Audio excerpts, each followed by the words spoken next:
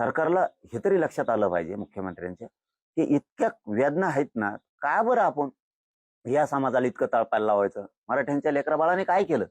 तुमचं आमचं काय वैर असेल तर तुम्ही आम्हाला फासावर द्या, पण माझ्या गोरगरीब मराठा समाजाच्या लेकरा बाळांना का वाटोळ करताय?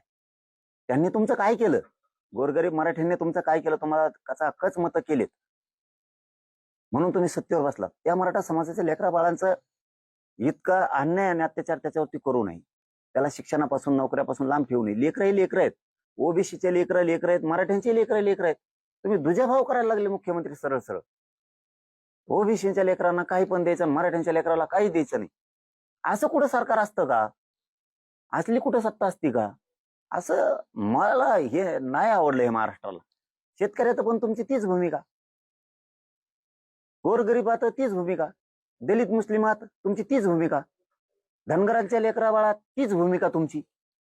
त्या बंजारा समाजाच्या लेकराचं वाटलं झालं, तुम्ही तीच भूमिका. तुम्ही का वागताय? काही कळतच नाही. असं तुम्ही लेकरात भेद करू नका. सर्वसामान्याचे लेकरं लय पोटाला चिमटा घेऊन गोरगरिबांनी ते लेकरं वाढवलेत आणि ते लेकरं शिकवले सुद्धा. प्रत्येक आई बापांना वाटतं माझं लेकरू कुठंतरी नोकरीला लागलं, कुठं काय झालं तर आमचं आयुष्य तरी सुखाचं जाईल. अरे जन्मल्यापासून मरेपर्यंत कष्ट करायचे आमच्या आई बापाला. कधीतरी पोराच्या हातानं सुखा समाधानाचा उद्धार त्या समाजाचा, त्या लेकरा बाळाचा, त्या कुटुंबाचा हो द्या रे. काय केलं यार तुम्हाला गरिबांनी? काय केलं? इतके गरीब लेकरं आहेत, समाजात इतकी दारिद्र्य पसरलेली, तुम्ही थोडं पण लक्ष देत नाहीत त्यांच्याकडे. उठलं सुटलं तुमचं राजकारण, तुमच्या निवडणुका, तुमचे उमेदवारी वाटप, मग कोण फोडायचा कोणाला द्यायचं, तुमचं याच्यातच तुम्ही खुश आहेत.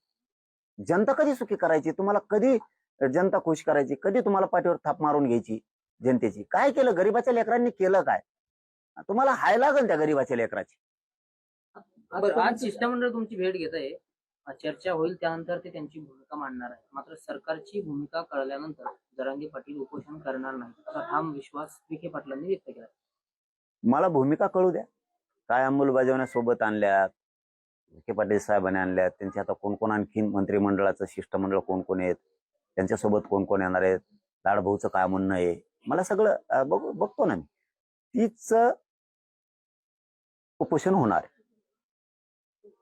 30 मेचं उपोषण होणार आणि ते बी कठोर आणि कडक होणार. या देशाच्या पाठीवर आणखीन झालंच नसल ते अंतर्वालीत होणार आणि ते बी गरीबाच्या लेकराच्या कल्याणासाठी होणार. कालपर्यंत तुम्ही आरोप करत होता की विखे पाटील एक समितीचे अध्यक्ष असताना समाजाला वेळ देत नाही, मागण्या संदर्भात वेळ देत नाही, आज येत आहे. काय वाटतं तुम्हाला की तुमच्या आंदोलनाची भूमिका नंतर शिष्टमंडळ तुमच्याकडे येतं? हा मग तसंच आहे ना. मधल्या 10 महिन्यात त्यांना वेळ नव्हता, बाकीचे कामं होते वैयक्तिक, पक्षाचे, सरकारचे.